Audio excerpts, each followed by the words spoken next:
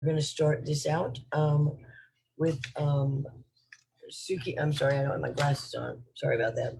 With Suki Beavers, Director of Gender Equality, Human Rights, and Community Engagement at UNAIDS.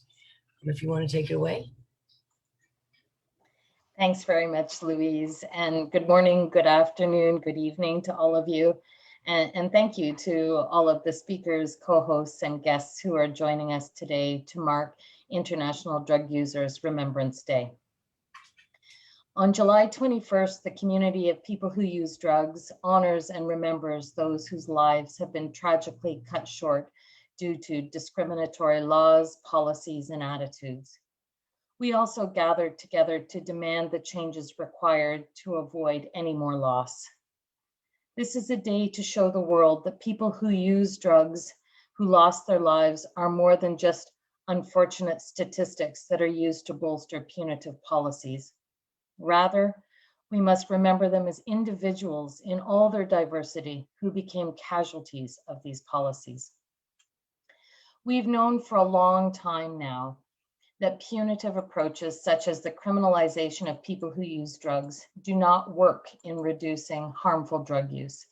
We also know that punitive approaches, along with stigma and discrimination, fuel the epidemic, increase vulnerability to harm, and lead to wholly avoidable deaths.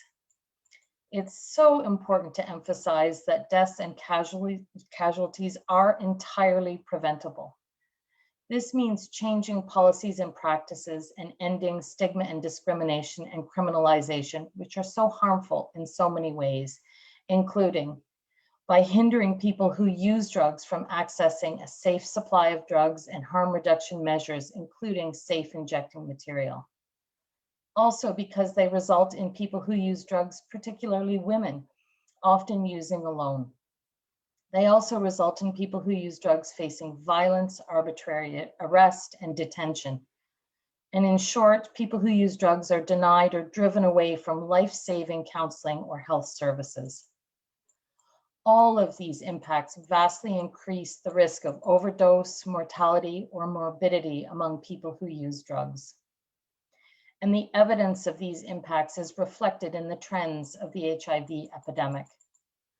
While the last decade has seen a decline in deaths attributed to HIV and AIDS among people who use drugs, they remain 29 times more likely to acquire HIV than those who do not use drugs. And they accounted for 1 out of 10 new infections in 2019. And despite this, much of the world continues to wage a war on drugs that does more harm than good, and to turn its back on people who use drugs.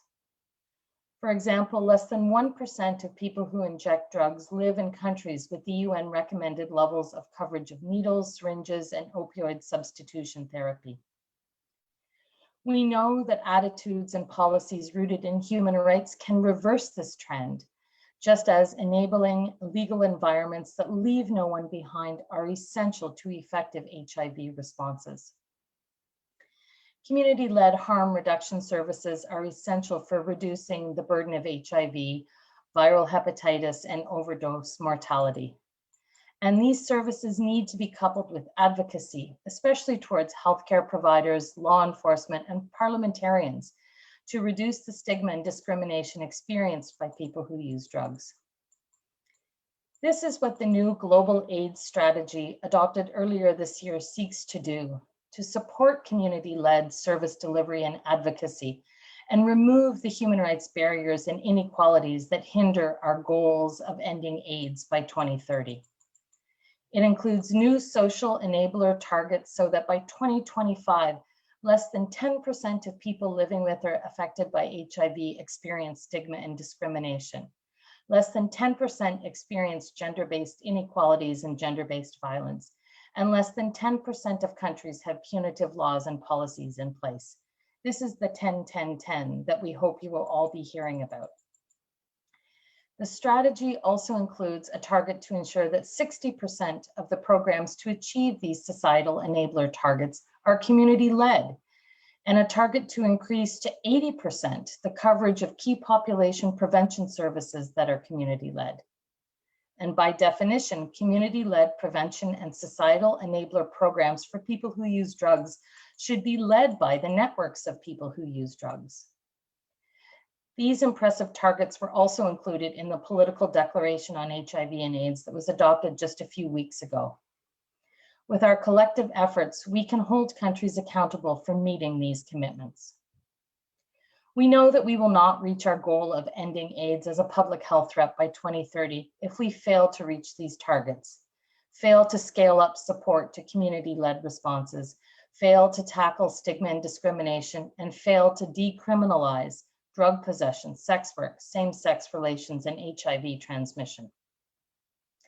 I'm really happy that we have the global partnership to support countries' commitments to reaching this goal and to identify opportunities for targeted advocacy and action. And I'm grateful that through the #MoreThan campaign, we're coming together today, although virtually, to commemorate the lives of those we've lost and to look collectively at how we can prevent more loss. Louise, I'll turn it back to you now, and I look forward to hearing from all the panelists. Thank you. Thank you so much. We have our next, our first speaker, Sasha Bogina, the program manager for the Global Network of People Living with HIV. Thank you so much, Louise. Thank you, everyone. This is a very personal, actually, for me, because I'm a woman who is a drug user, and I have lost a lot of friends and a lot of people whom I loved, and a lot of activists with whom I've been working for all these years. I was just lucky to survive. So yeah, taking that personally, I'm very happy, and I'm really very happy that we all are together today to remember our friends. So global partnership. The aim of the global partnership is actually exactly like, to make actions to meet the commitments, to coordinate the response, and to tackle stigma and discrimination for the HIV positive people, for key populations, and to measure that progress. The same as we are, reporting about the progress in testing or treatment, the same way we should report the progress about the stigma and discrimination reduction. So the whole aim of the global partnership was to make that in a proper way. The call came from the I don't turn my slide. Oh, okay. Sorry. Yeah, so the call for the global partnership came from the civil society. It was PCB NGO delegation that called for the global partnership to be initiated. That was supported by UNDP, UN Women, by the GNP Plus and UNAIDS. And recently, Global Fund also have joined the global partnership. So the co-conveners of the global partnership, we provide the platform for its implementation. We provide technical support, we provide the structure. We're inviting the countries to join the global partnership and to focus on possible actions and interventions that can tackle stigma and discrimination. Okay, so I'm facing. Yeah, so we're working like the global partnership is looking at the stigma and discrimination as a whole, like very different, as a thing which manifests itself in a very different settings. So we're not like limited as the usual, settings that are justice or healthcare. We also think that tackling stigma at the workplace in a educational or humanitarian area is super important. So, and that was also the concept with which the communities came, and the main document of the global partnership, which actually describes each of the settings and what can be done to reduce stigma and discrimination in each of the settings, is the evidence for eliminating HIV-related stigma and discrimination. It's available in all languages and should be used as the guidance for the countries to implement the interventions and to implement the global partnership. Okay, sorry. We have 24 countries which have already joined the global partnership. So here you can see the map and you can see the names of the countries. Oh, I'm really facing trouble with that. So yeah, here is the list of the countries. We are planning to invite more countries, and we hope that they will join. When the countries are joining the global partnership, it means that they commit that they will work with the civil society, work with the other stakeholders, that the actions will be coordinated, that they will choose the 3 settings for the first year of implementation, and then will expand till the next years to all the settings, and we'll do the interventions, and then we'll report about the progress they are doing. So that's very clear and practical. Okay. I also wanted to speak about Modern Campaign. We have started Modern Campaign on the 1st of March. And we look at that this is very important to challenge ourselves and our perceptions at a very individual level. And it is important to create a movement, which is fighting stigma and discrimination together. And today we are also launching the campaign, which is devoted to International Drug Users Remembrance Day. And here you can see that the photos of the people whom we have lost because of the war of drugs. Some of them are my friends, and we're trying, to remember and to also speak very personally, because they're more than a casualty. They're people who have their own dreams, who were good in things they were doing, and whom we remember and whom we miss a lot. And we also have animated infographics, which is not working somehow. Okay, sorry for that. But yes, please check out your social media, come and join, post your pictures, put Facebook frames, and please be with us today and remember people whom we lost. Thank you so much. Thank you so much. That was very powerful. I think the key to ending stigma and discrimination always rests in the social determinants of health. So our next speaker is going to be Judy Chang, the Executive Director of the International Network of People Who Use Drugs. You can get started, Judy. Thanks, Louise. So just for people that may not know, INPUD is a global peak representative body working to protect the health and defend the rights of people who use drugs. So as Sasha had mentioned, 21st of July is International Drug User Remembrance Day, and where we take the time to remember peers, loved ones, family and friends who have died due to the global war on drugs. And we take time to really honor their lives because the rest of the world does not. And this is because of criminalization, stigma, and discrimination. Many of us who are here today and gathered today have survived through overdose, and in spite of incarceration or risk of incarceration and multiple instances of violence and neglect. But today I also wanted to mark our involvement in the GNP Plus and UNAIDS Global Partnership for Action to eliminate all forms of HIV-related stigma and discrimination, which Sasha had also mentioned before. And this is because a key goal of INPUD's work is to really fight back against the stigma and discrimination faced by peers around the world every day. So stigma and discrimination is a direct consequence of the war on drugs. When our human rights are violated, not only is there often not much public outcry, but perversely it's often encouraged or celebrated or used to score political points. Our lives as people who use drugs are dogged by stigma, and that is a lot of negative and othering attitudes and prejudices that portray us as criminal, deviant, immoral, or in complete contradiction, also weak, irrational, and disordered victims who cannot know our own minds and therefore what is good for us. We're often treated as undeserving of health and social services and denied basic rights of a citizen.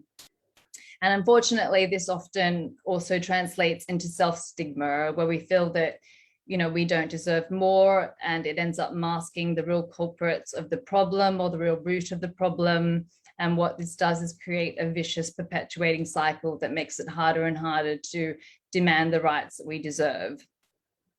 And of course, the way that this stigma actualizes is through discriminatory laws, policies, and practices, which is seen across multiple settings.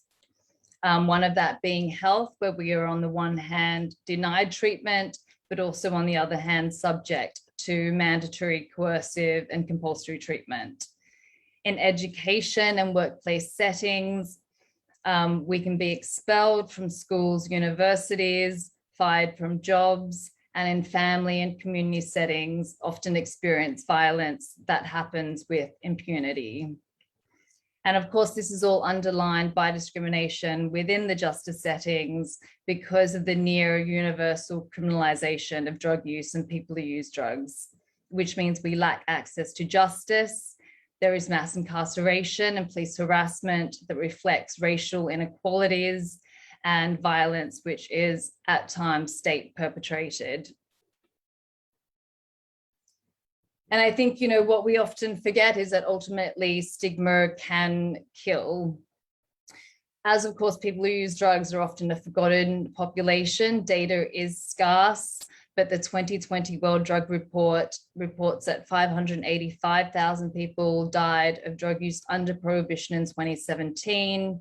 And we also know, as predicted, that the overdose epidemic is really spinning out of control also due to COVID. So in the US in 2020, over 90,000 people have died of a drug overdose. And this is not accounting for the tens of thousands each year that die due to, say, the death penalty, extrajudicial killings, and violence and neglect. So yeah, as Sasha had mentioned before, we're launching in collaboration with GNP Plus and UNAIDS the More Than campaign. And we are collecting photos and will continue to do so to memorialize people whose lives have been lost because of criminalization, stigma, and discrimination. And as was also spoken about by the other speakers, the campaign is really about demonstrating that people who use drugs are more than a casualty and statistic, and that each loss is a preventable tragedy, and that not only affects people who are left behind, but does rob the world of human potential. So there is, on our website, you will find instructions on how to participate in the campaign. So, you know, I think it is the time in launching and introducing the global partnership that we really do work together to demand change in strategic allyship. And I really see the global partnership as an opportunity for people who use drugs to be working with donors, governments, UN agencies, and academia to really demand action on stigma and discrimination related to HIV status, drug use, sex work, sexual orientation, and gender identity. You know, we can't, it can no longer be taken for granted and just treated as an acceptable status quo.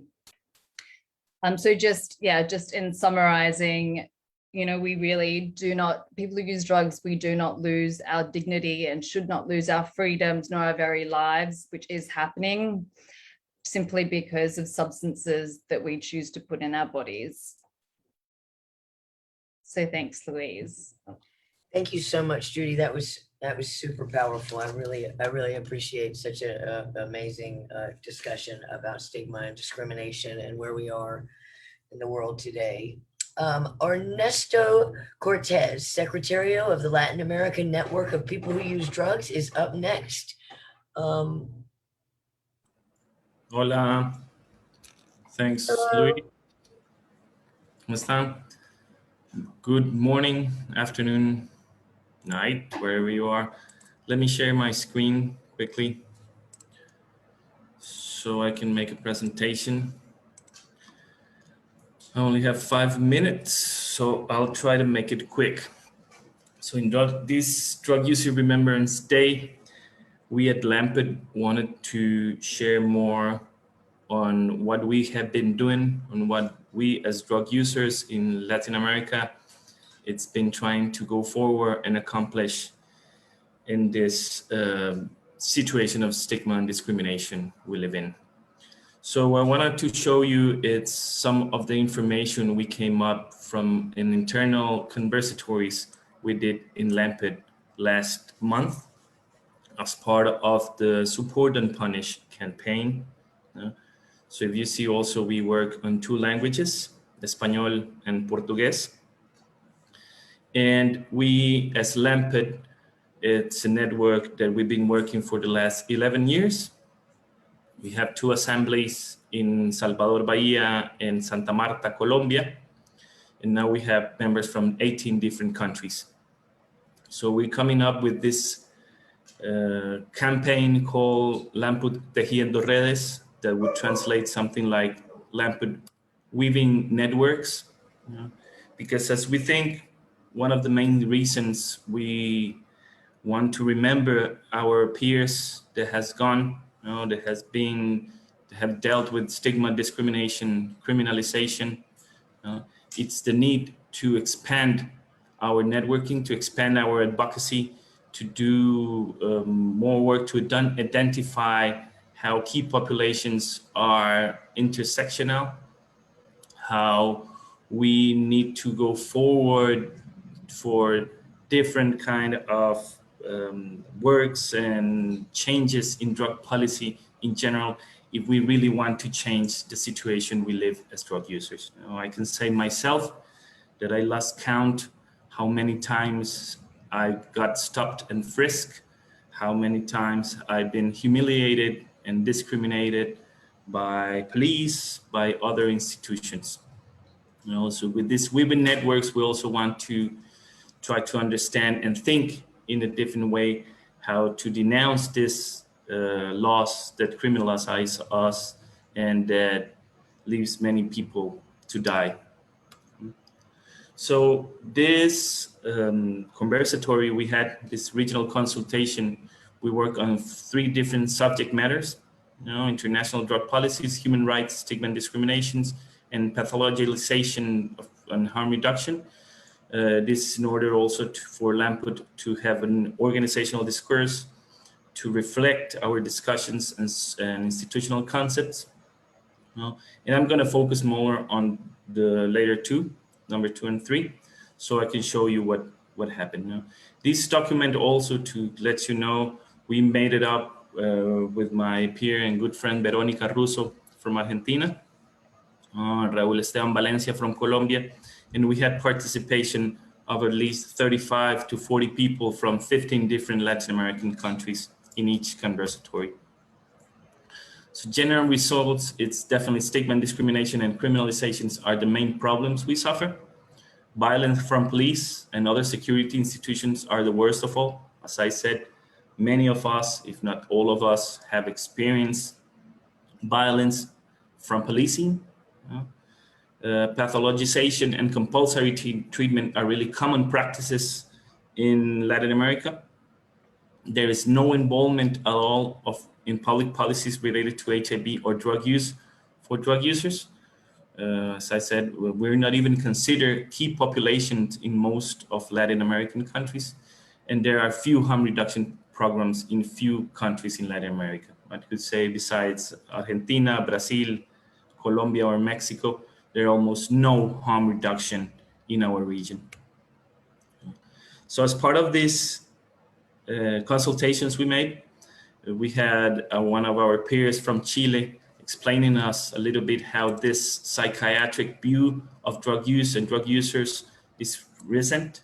It began in the 19th century with this idea of the born criminal, as thinking that every drug user is an addict, as we all people who use drugs have problems related to this use and that we are sick. And it's directly compared with other vulnerable populations and criminalized populations as sex workers, people with mental illness, or even political criminals. So this is really important to understand how this stigma is created and how to debunk it. We also had a case from Shay from Ecuador, a woman, she's a mother. She was pregnant, and she was stopped next day after the global marijuana march in Quito, Ecuador. She was held 27 hours by police, was violated and abused. You know, she even lost her baby due to the mistreatment and had to be hospitalized due to miscarriage. And this is an example of the violence and disregard of police forces in our region. This is also a common practice. You know, I could go on and tell how many people have suffered. You know, Ecuador has also had a case a couple of months ago of a rehab center that caught up fire and 14 young people died, burned because they were locked in. You know, so there's no rehab treatment, it's prison at the end. So as I said, people who use drugs are not recognized as key population in America, in Latin America. Community-based advocacy is scarce, and there's almost no support for denouncing and defending our human rights. So this is the key action of our visibility and our allies. This is what was said by Laura Blanco, our peer from Uruguay. So this partnership with GNP and how some of our countries, GNP Plus, sorry, and some of our countries is going forward, it's a key element, and we want to take it as part of our work in LAMPUD. You know? And as our friend Julian Quintero from Colombia, that many of you might know, said during these conversatories, you know, a drug-free world is not possible. We need to live in peace with drugs and people who use them. It is time to come out of our psychoactive closets and advance in the claim of our rights. We are showing the situations we live as drug users, but also we have the power to change them. We are not the problem, but part of the solution. Stop putting the target on drugs and its harm and start looking at human beings. So thank you very much from LAMPUD. And this is our website. If you want to check out this document and other videos we put out, they're all in Spanish. So we're trying to start translating also to Portuguese, that is really important, and next to English. Thank you very much. Thank you so much. Yeah, I don't have any desire to live in a drug-free world. So I don't think that. All right, thank you so much. That was great. This is really good stuff this morning. It's morning for me. All right, so we have John Kamani, a program coordinator with Kenyan Network of People Who Use Drugs. We're ready to go. Yeah, thank you so much, Luis. Good morning, good afternoon, and good evening, everyone. My name is John Kimani, working with the Kenya Network of People Who Use Drugs. Today, it's a beautiful day whereby we are commemorating and remembering those who have maybe their lives have been cut short because of maybe stigma and bad laws. I have prepared a small presentation. Yes, let's go to the next slide. Thank you. So my presentation, it's on community reports. Here we have a table which looks at the context of HIV prevalence in the country. We have 4.9, that is the general HIV prevalence in the country. We have 36,000. 36,000, that is the incidence rate, which is we have 0.314% which are females, and we have 0.13% which are male adults. Looking at this table, you will see that the drug users prevalence in the country is ranging from 18.3 to 26% in different counties, which contributes to 7.5% new infection. And due to this, you will find that because of reduced access to HIV prevention and treatment, and also including other harm reduction services, this has led to such outcomes whereby same will lead to poor health outcomes, and lastly, it will be to deaths.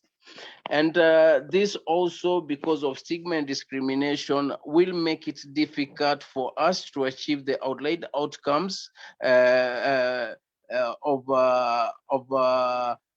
the UNAIDS 95 HIV treatment and targets by 2030. It will also make it difficult for us to reach 200,000 new infections or fewer. Also, it will be difficult to arrive to zero discrimination. This report, you can find it in CAMFIA 2018 preliminary report. Thank you. Let's go to the next slide, please. Yeah, looking at the next slide, we have a report. INPUD was able to do community consultation. And through this community consultation, you'll see that participants in one of the FGD said that right now, even as we are speaking, my friend is in police cell for drinking and misbehaving, and he's supposed to go for methadone today. So that makes it difficult for that person just because of some petty offenses that makes it difficult for this person to access their health services and even their doses on daily basis. Another one said that I have had 4 clients that refused to use condoms during sex, and I let them because I needed this money to feed myself, family, and also to seek medical attention. So you can see the petty offenses due to bad laws and also due to stigma and discrimination, it is leading to more risk on HIV among people who use drugs. Next slide, please. In the same, a participant indicated that it was time at the queue receiving my methadone, but once again began talking, the provider received a phone call which took about 5 minutes. Laughing out loud, I was getting irritated, and the caregiver appeared unmoved with the situation. That's another thing. The caregivers are more continuing to discriminate and also not be able to give services to people who use drugs due to how the perception and how they see drug users to them as people who are not humans. Another one said that I went to my ARV to refill. My provider told me taking drugs as a woman is immoral. I took my refill but left shamed and will not go back to that facility again. Now you see what we are talking is that the care providers are really messing up people's lives due to stigma and discrimination. This also happened to me when I was inducted for methadone. One of the counselors told me, with your age and you're still using, oh, it is really sad. And that really made me feel bad because that is supposed to be a friendly place, a place whereby I feel comfortable, a place whereby I can go and take my dose without being stigmatized or discriminated. So I think the whole issue of stigma and discrimination, it's really making it difficult for people who use drugs to access their health services. Let's go to the next slide. Looking at this table down here, we have what community recommended in addressing stigma and discrimination and the barriers which put them at increased HIV risk.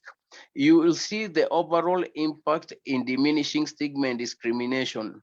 Okay, the figure says that members feel the diminishing stigma and discrimination at lower levels in society.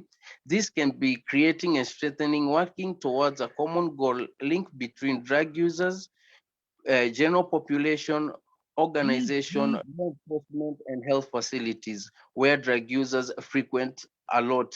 I think when these 3 communities or these three tables here, when they work together, it is easily to be able to diminish the stigma and discrimination levels, and also it will help in us as drug users being able to access healthcare services without stigma and discrimination. To the next slide, please. Well, it is so sad that a lot of drug users, their lives were cut short because of bad laws, because of stigma and discrimination. And it's all because somebody feels that you are not right, you are not doing right. Whereas nobody is asking what that other person is doing. So stigma has really messed people's lives. And you'll find that we have lost friends, family members, and peers. And this is due to bad laws.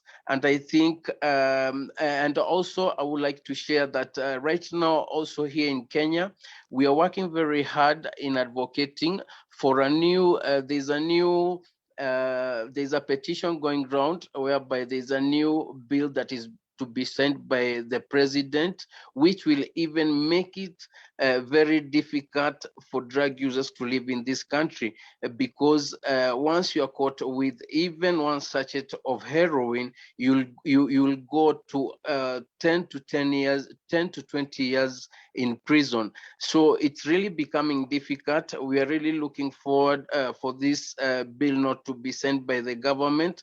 There's a lot that has been put in this. So we are hoping for the best, but still it's difficult. Next slide, please. Yeah, this is a member of the community. He was a good friend of mine. He was a peer. This guy just lost his life because the laws here says that one cannot administer naloxone, or we are not allowed to carry naloxone to the using sites. And when you are caught with it, you can get arrested and then imprisoned, because the law says that it's only the medics and clinicians who are supposed to administer naloxone. So this good friend and a brother and a peer lost his life because of an overdose. He was just more than a junkie, but a good friend and a peer. So in all this, I think it's a high time we need to join forces. I really appreciate GNP Plus, INPUD, and UNAIDS, and also UNODC in coming together to see how we are going to end stigma and discrimination in this world. Thank you so much. I don't have much because of time. Back to you, Luis. Thank you. Oh, thank you so much. You know, when you were talking about methadone, I was thinking about, we call it the culture of cruelty, the way people are treated at methadone clinics in the United States. So there really is it rings true all over the world. Okay, thank you so much. That was great. We now have Annette Burster, Technical Officer with the World Health Organization. Thank you. I would like to share my screen. Can you see this? Yes, I can see it, but we can also see your email, so you may want to make it bigger.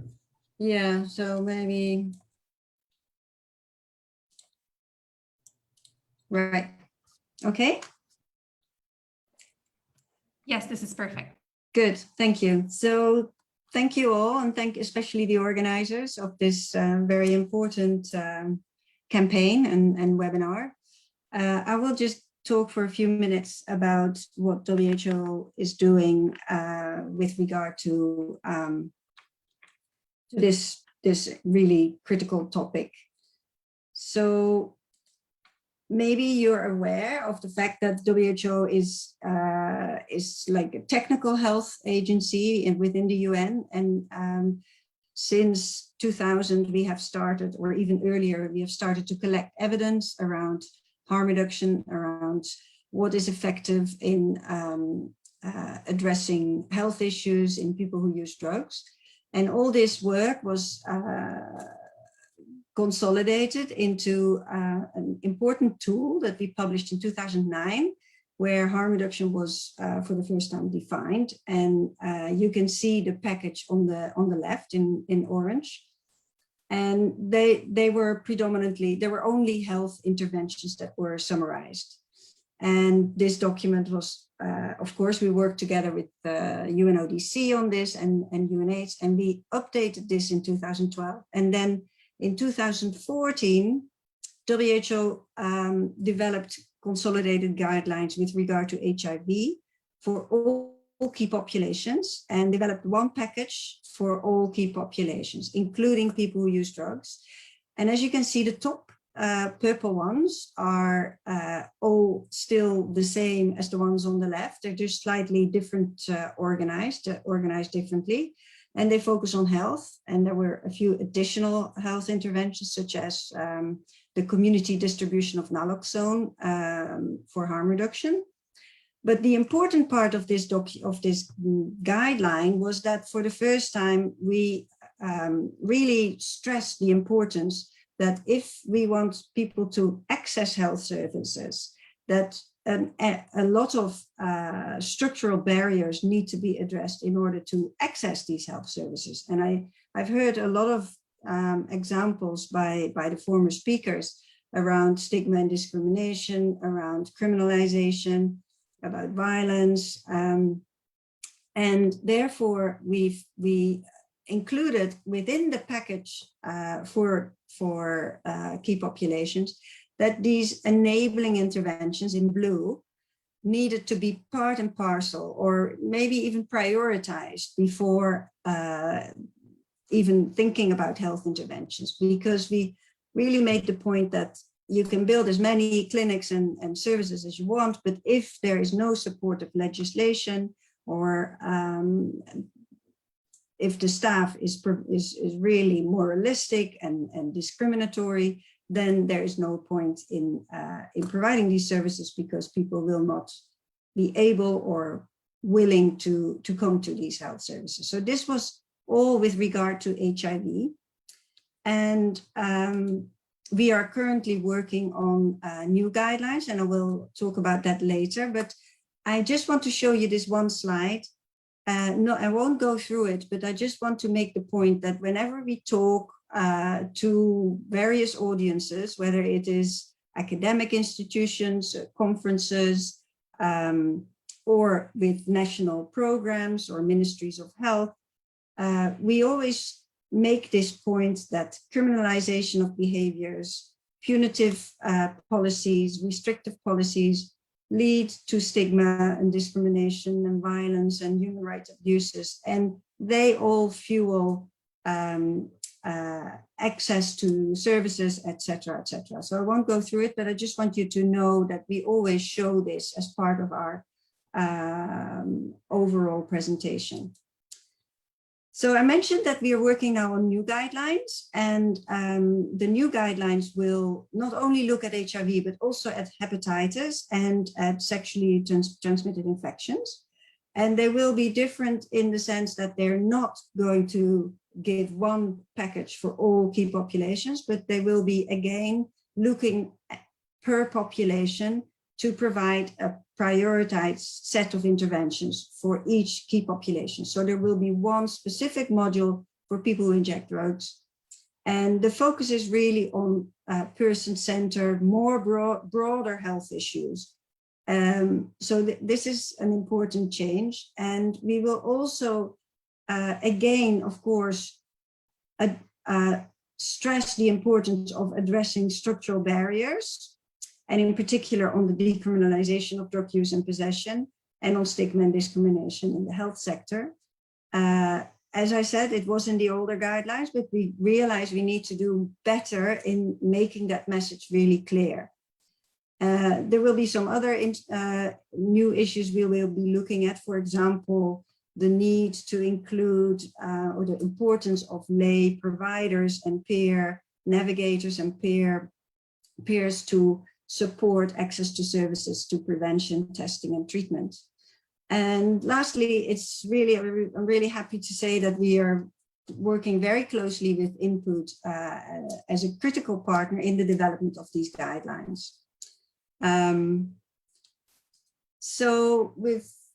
In addition to the guidelines and the scientific work that we do, we also continue to advocate for harm reduction and for drug policy reform, where we can at global political events or bodies, and also with the Global Fund, for example. And I think you may have heard about universal health coverage.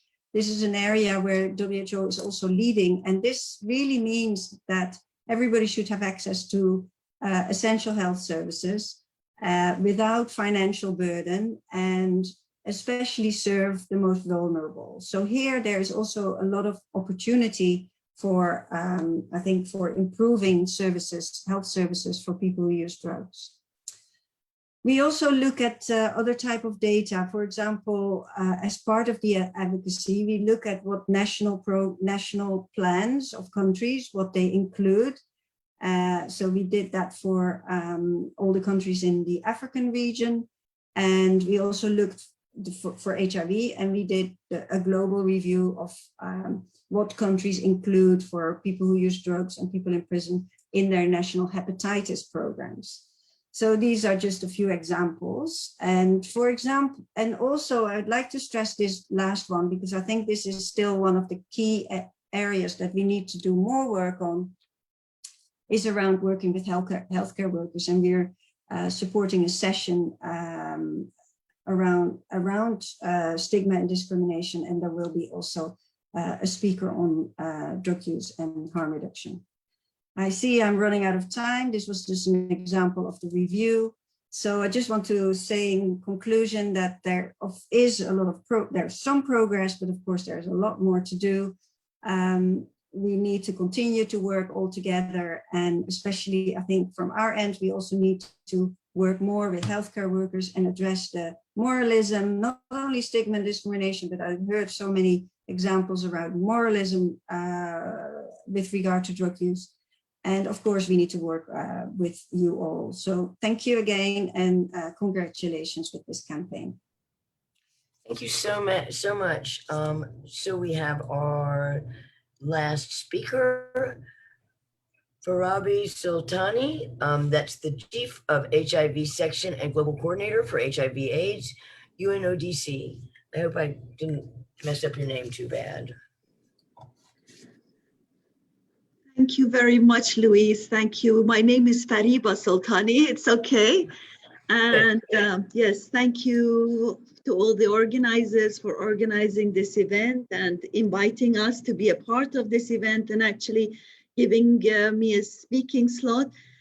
And it's just amazing to hear from all our partners who we work very closely with John, Judy, Ernesto, Sasha, who we work very closely with in the past years, and they have supported us actually in all our program development, in all our monitoring, in all the implementation, and we are very, very proud of this collaboration. And it's just so good to hear, and it's inspiring to hear from them about what the situation is and what they're going through, and to see, although so much has been done, but it seems there is so much more to do, by all of us to ensure that people who are using drugs do not get discriminated. They don't have to be subjected to all this stigma, especially by healthcare providers. I mean, they are the people that, should be really supporting and providing assistance in care. And if they are stigmatizing, I mean, with some of the groups we are working together, it is, they maybe they don't know better, or maybe they are, their protocols have put them in a situation, or bad laws, as you call them, that they have this stigma and discrimination. But to have this stigma from healthcare providers, this is really not on. And that as Suki also provided, and I think Judy also provided about the data about people who use drugs, the data shows that the HIV epidemic is not slowing down. I mean, it is slowing down amongst all other population groups, but as we know, it is not slowing down among people who use drugs, and people in prisons, in countries and communities, especially where the benefits of science and human rights are not really at the center of the HIV response. And we need to really work together even harder for ending inequality, stigma, discrimination, and the violence that hamper access to healthcare, harm reduction, and legal services for people who use drugs. We have knowledge, we have the tools to prevent every single new HIV infection and really avoid every single drug-related death. We have a new global AIDS strategy with an ambitious United Nations General Assembly political declaration that was just adopted recently that calls on all countries and all communities to make these shifts to end AIDS.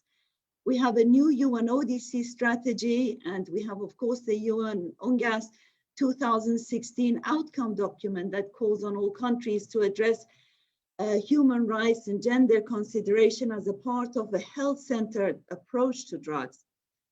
We have the UN Common Position on Drug Policy that reflects the need to remove punitive laws and focus on policies that facilitate the reduction of HIV risk among people who use drugs and really increase their access to HIV services. And we also have the recently launched and adopted the UN System Common Position on Incarceration that constitutes the joint vision of the United Nations for supporting member states in rethinking the current over-reliance on implementation of incarceration.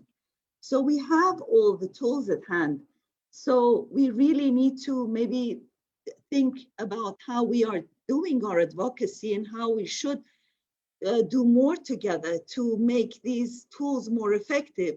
As Annette mentioned, we have scientific tools, and this year at the CND, I'm proud to say we organized a consultation together with our community partners and our scientific partners from the scientific community to deliver a joint statement and to talk about COVID and HIV and drug use and the implication of COVID on drug use. And this is very, very important to have a voice at these important events and for our communities to get a voice in these important events to really talk about the situation that they are facing and how to address it. You know that we are working, we are a co-sponsor of UNAIDS, and we are working on people who have with our partners for people who use drugs and people in prisons and other closed settings. And really it's our priority to implement these new strategies, the UNAIDS, the new global AIDS strategy, and also the UNODC strategy to really magnify their impact on harm reduction and to improve and expand HIV care, treatment, and prevention. And we also want to really advocate on the two common positions that I mentioned earlier, because they're also very important in addressing stigma and discrimination that is faced by people who are using drugs. And as Suki mentioned, we have the 10-10-10 targets in the global AIDS strategy, which strongly address stigma and discrimination, and we really need to work on those. And UNODC, you know, we work very strongly to address stigma and discrimination amongst people who use drugs. As I mentioned, we are very proud of the work that we're doing under our UNODC Civil Society Group on Drug Use and HIV, which was established in 2013, and we have really enjoyed the work with our community and civil society partners. In 2020, we have also managed to establish the first ever informal network of civil society organizations working on the needs of people in prisons.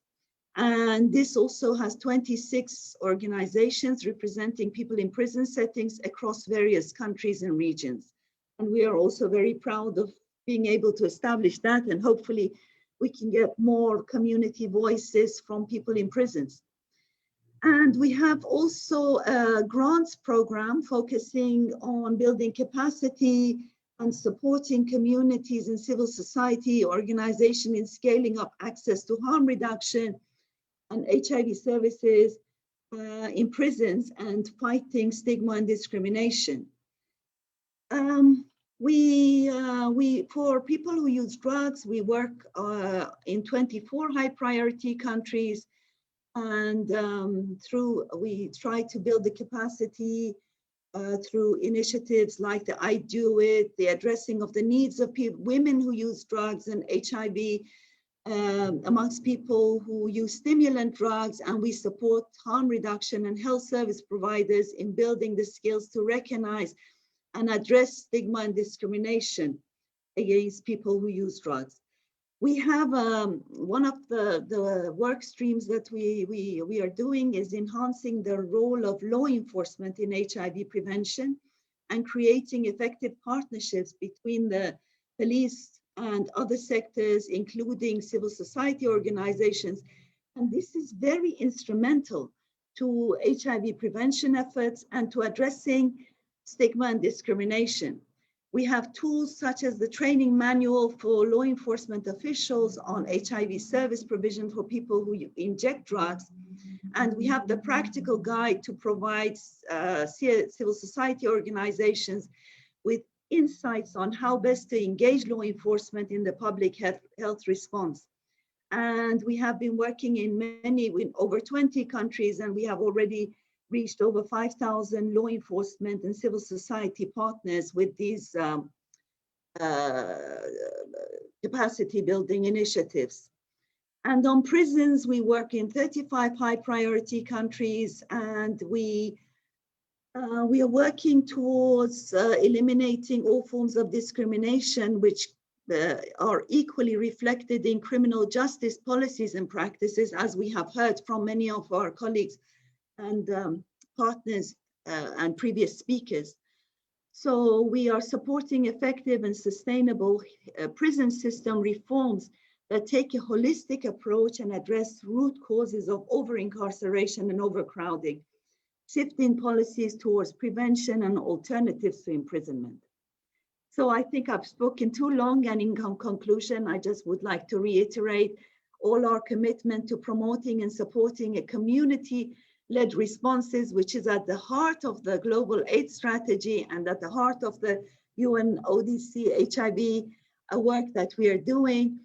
And just reiterating how important it is for the work that we are doing with our civil society and community partners through our civil society group, and that we really look forward to expanding this work and having more community-led responses and voices of communities through what we are doing at the different events. So thank you very much.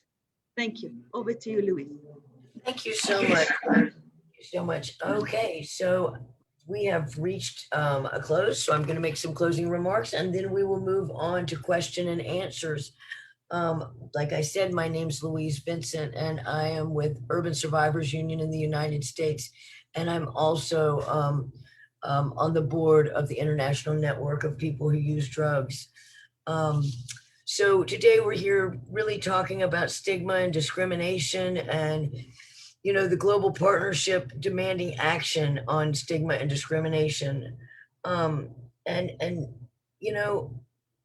This has been such a difficult year, and such a difficult time for folks around the world. It seems like we have the tools to do what we need to do to end stigma and discrimination and end the needless death.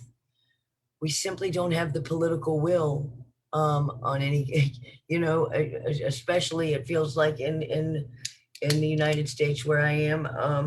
I'm always grateful to hear places where there is the political will.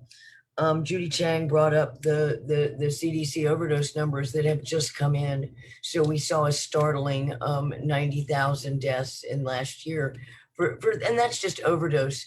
That doesn't include infections and endocarditis and all of the other needless life lost. We are uncomfortable with certain interventions, it seems, when it comes to public health interventions. What we should be uncomfortable with is the absolute massive death toll that we're seeing, and needless death toll. I know that so many of you have lost loved ones. I myself lost my daughter in a drug treatment center, and I've lost my whole community in a lot of ways.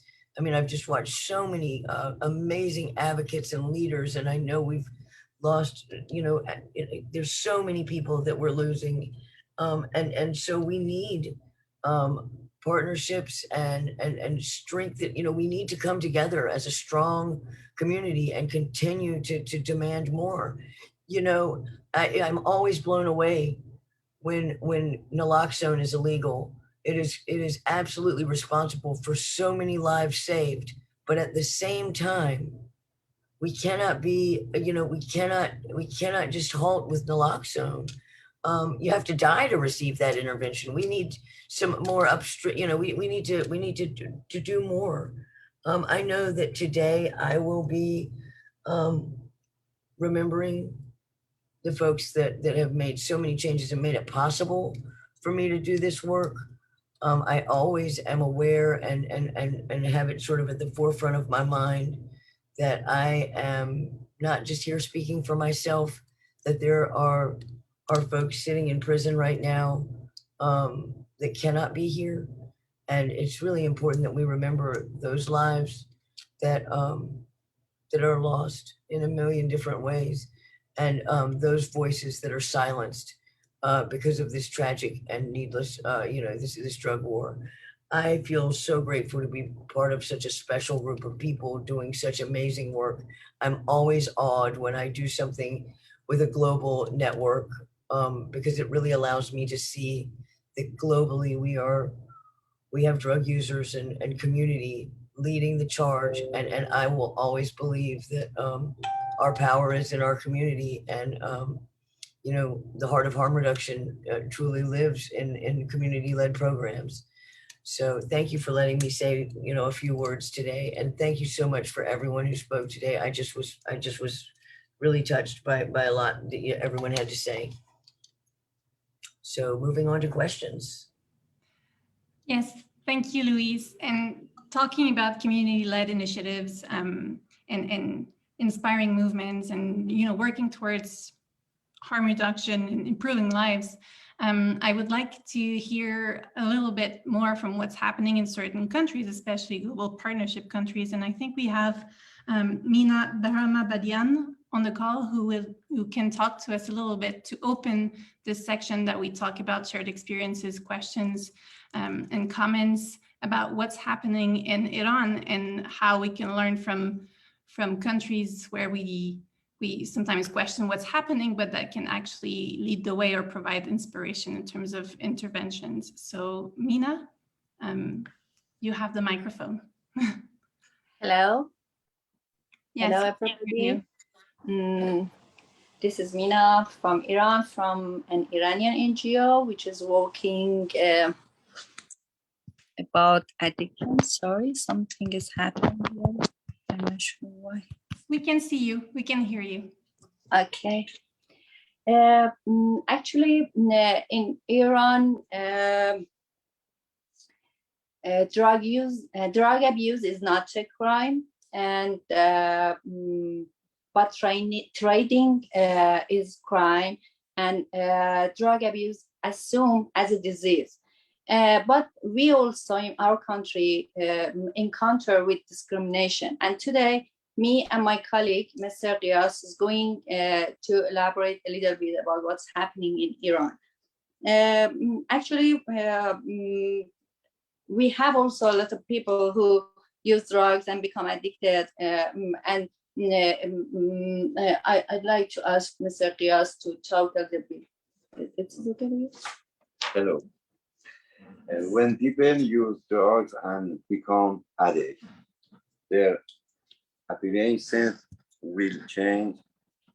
So after every family rejects him or her, they become alone, and little by little effects on their jobs, education, and relationship. So non-addicts will behave discriminatory towards them.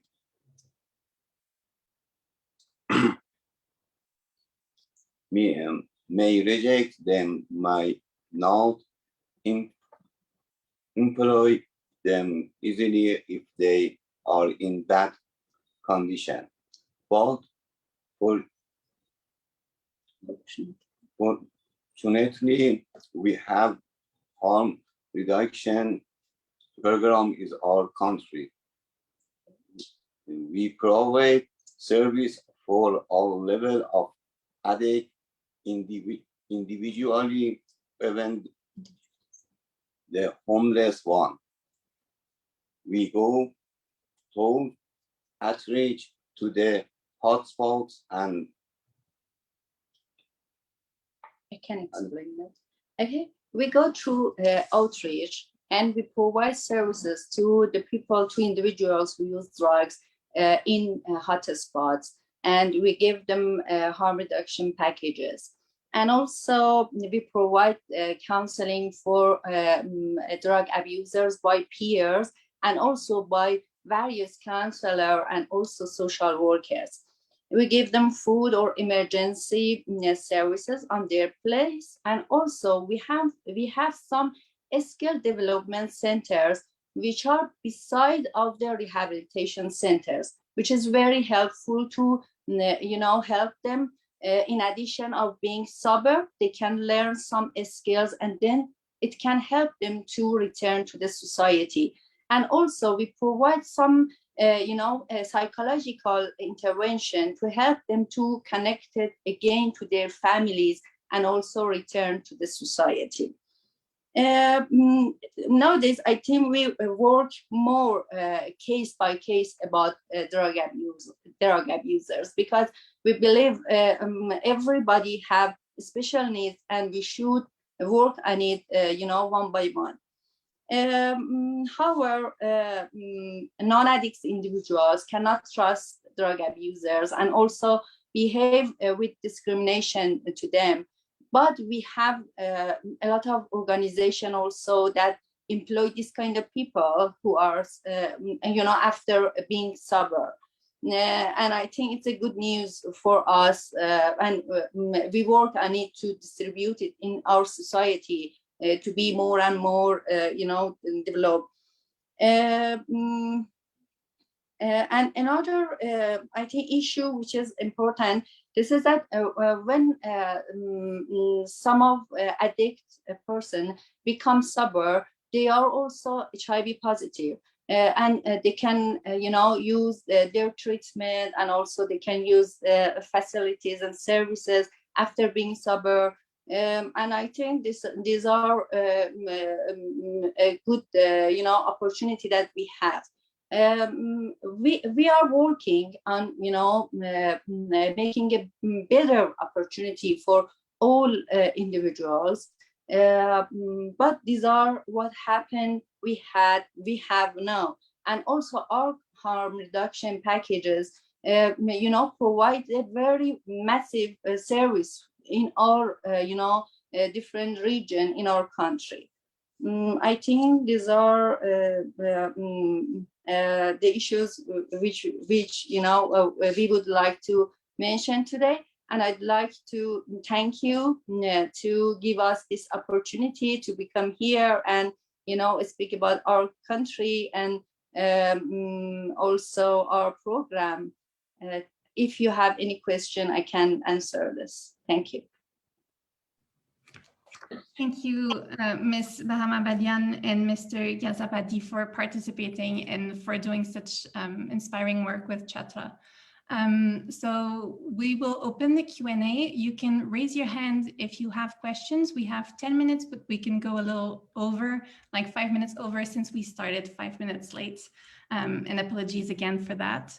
I know that some people are already asking questions in the chat, but if you have questions or comments for any of the panelists, please make sure that you identify to which your question is targeted, and we'll move on. So I think one question to start with Ms. Bahamabadian and Mr. Ghazabadi is a little curiosity coming from Salome in Uganda in terms of the courses offered for the people who use drugs that you mentioned, in terms of the skills provided. they would like a little more details about what are some of the type of the courses and how do we ensure that these people are kept and finish the courses, because that's an inspiring initiative. You mean how we start our services and how it finished? Yes, how do we keep people in the loop? You know, we have different kind of services for all level of addiction. For example, some people are homeless and they live maybe in hotspots. So we go through outreach in that places, and we provide services for them. But after that, another level are people who use drop-in center, DICs or shelters, and they come, you know, they go to the different center, so we can give them, you know, more harm reduction packages in centers. For the last one, we go there, and this one come to the centers.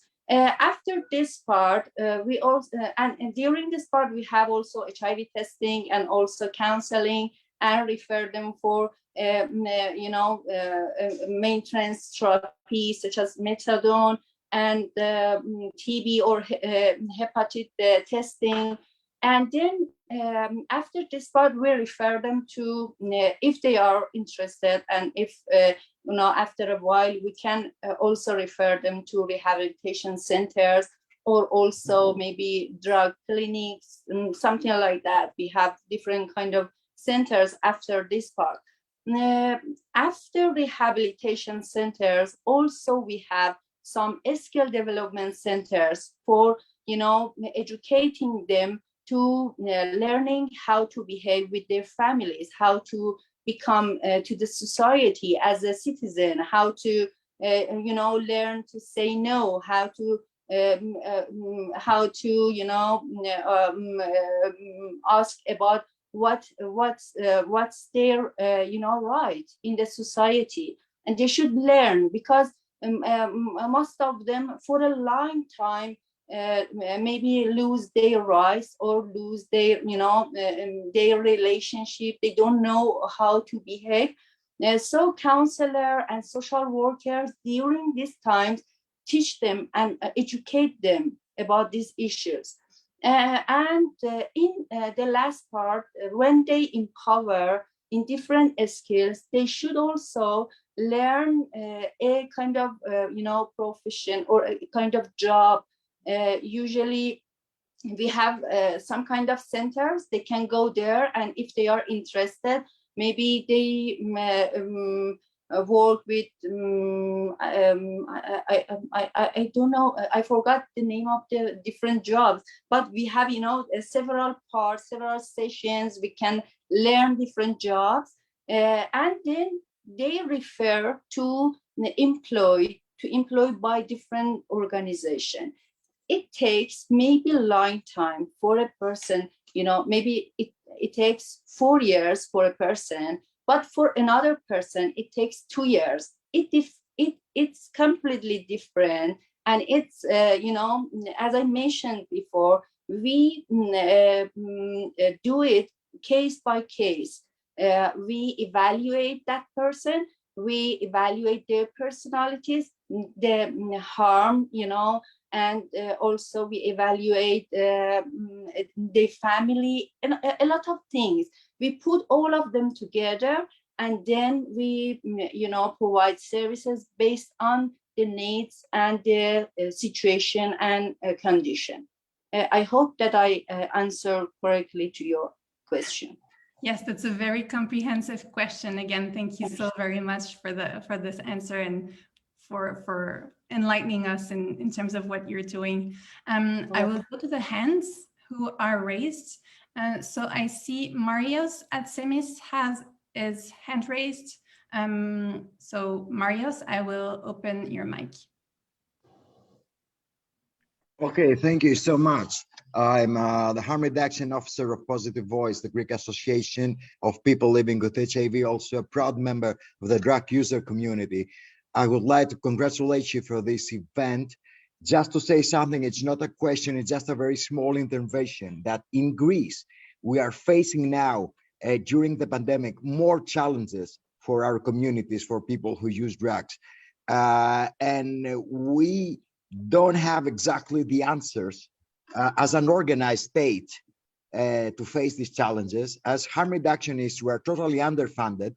We're not being supported from the public structures.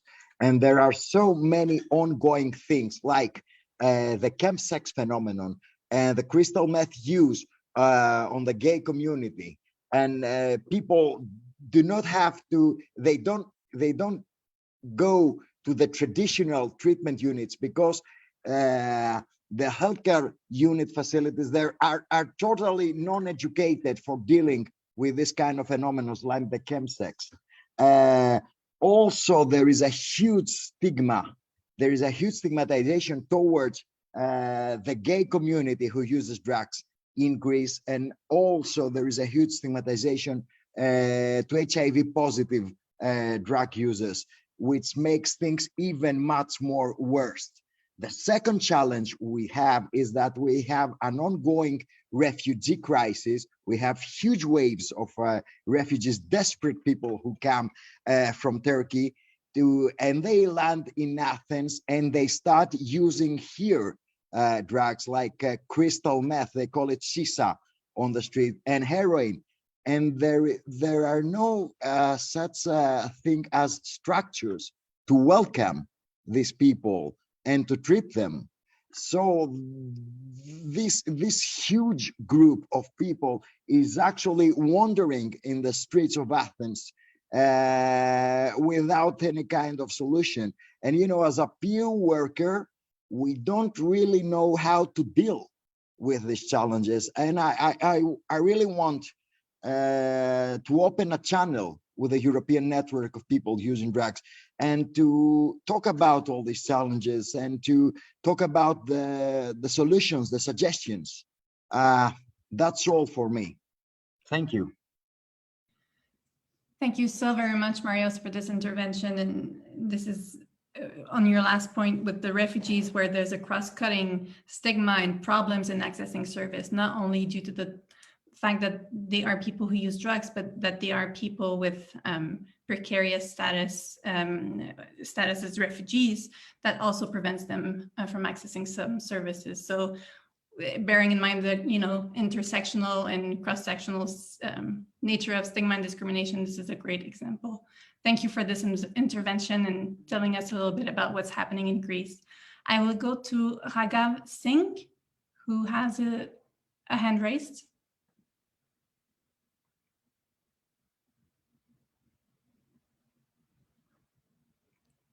Raghav Singh,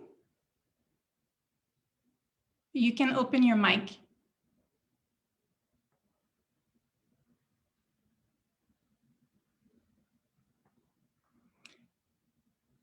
It seems that I cannot hear you. So if you have a question, you can also ask it in the chat or in the Q&A. So anybody else wants to raise their hand? All right, so I will go in the chat. Oh, yes, so sorry, I see Aya Priscilla Ngesan.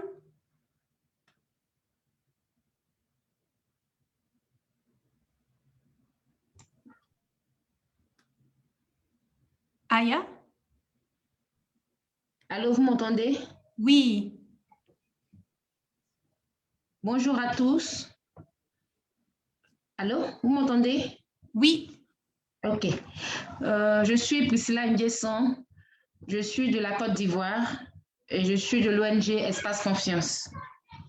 À Abidjan, nous avons eu la chance d'ouvrir un centre communautaire qui est appelé le CASA, qui est le centre d'accompagnement de soins et d'addiction pour les personnes usagères de drogue. Et dans ce centre, nous avons mis en place la distribution de la méthadone qui a commencé depuis le mois de février 2021.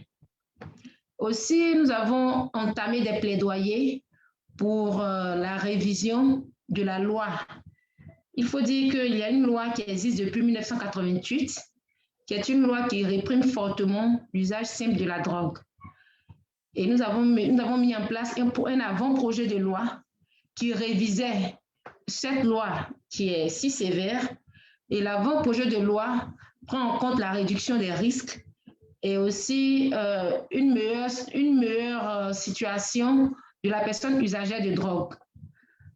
Aujourd'hui, nous sommes arrivés à la phase d'un projet de loi, parce que l'avant-projet de loi a été adopté par le gouvernement. C'est ça, ce sont un peu les progrès qui ont été faits en Côte d'Ivoire. Cependant, il y a encore des difficultés quant à la discrimination et la stigmatisation que rencontrent les personnes usagères de drogue. Elles sont toujours confrontées à des descentes répétitives et intempestives, puisque la loi n'est pas encore finalisée. Donc, les forces de l'ordre font leur travail, ils vont sur le terrain pour détruire les fumoirs.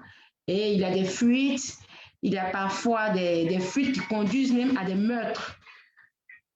Parfois, lorsqu'ils sont effrayés, lorsque les personnes usagères de drogue sont effrayées de la présence des forces de l'ordre, ils s'éparpillent un peu partout et il est difficile de pouvoir se maîtriser. Parfois, ils se retrouvent dans la lagune et ne sachant pas nager, ils se noient. Ce sont des réalités qui sont vraiment tristes. Et ce sont ces réalités qui nous ont aussi poussé à pouvoir passer à la révision de la loi.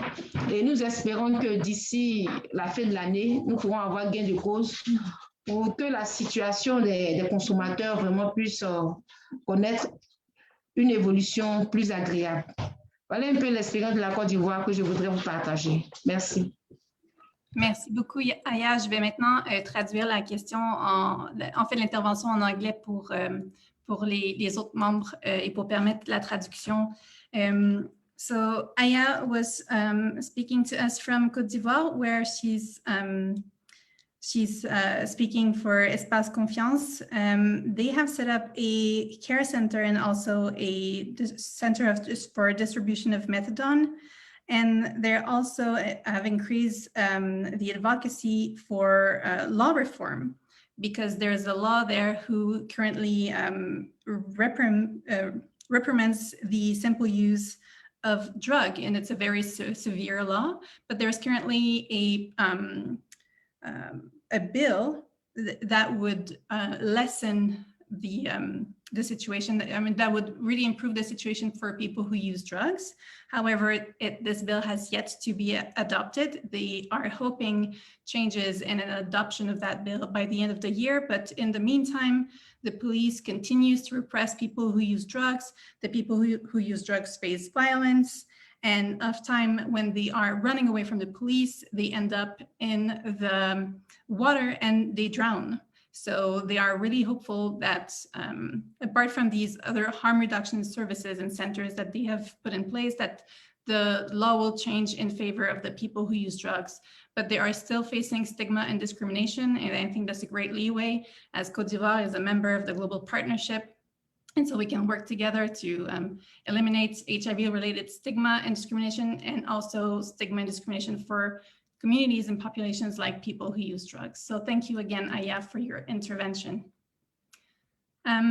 So I will take one more question, one more hand raised. I see that Prashant Sharma has a hand raised, and I will ask you to open your mic. Prashant? Hello. I think we have some connection issues, Prashant.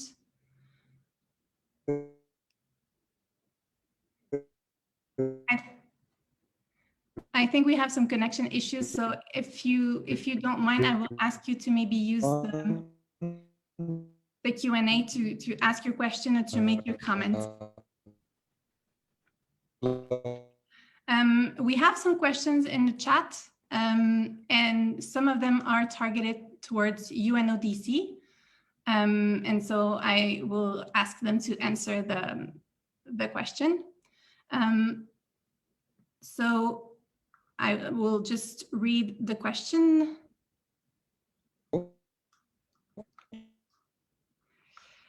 So we have a question from Bishnu Fuel Sharma asking, UNODC is not influencing member states to ensure punitive law. Is there any strategy for countries like Nepal, for instance? So I don't know if Fariba, you would be happy to answer that question out loud. Yes, I was just trying to type there actually, but it's a bit challenging and there was loads of different questions and things. Anyway, yes, regarding the punitive laws, of course, UNODC at all levels and at every opportunity, we are trying to advocate for non-punitive laws and for not using incarceration according to the UN conventions and the different resolutions.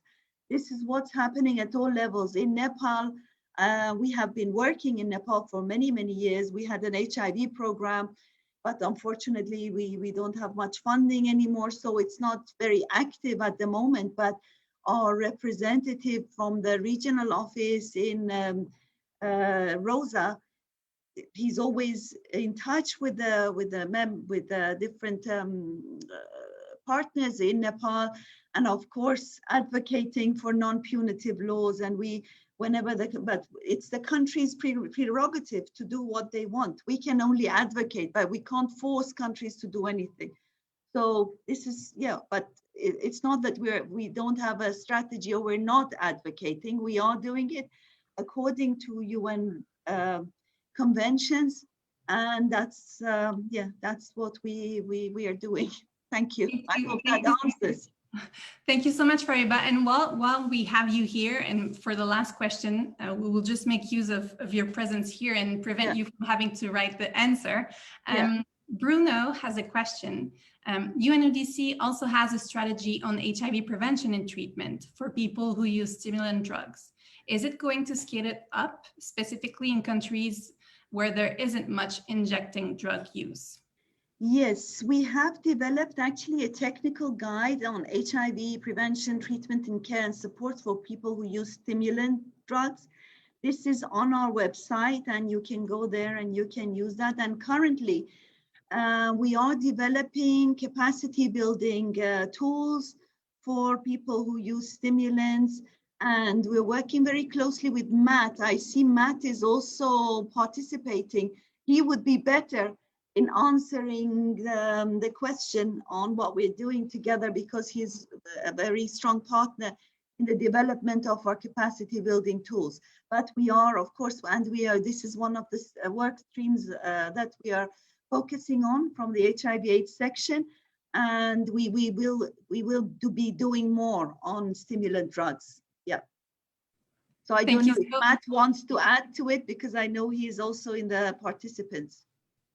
Matt, if you ever want to add something, please raise your hand and I will grant you a possibility to speak. But I need to see you with your hand if you want to intervene.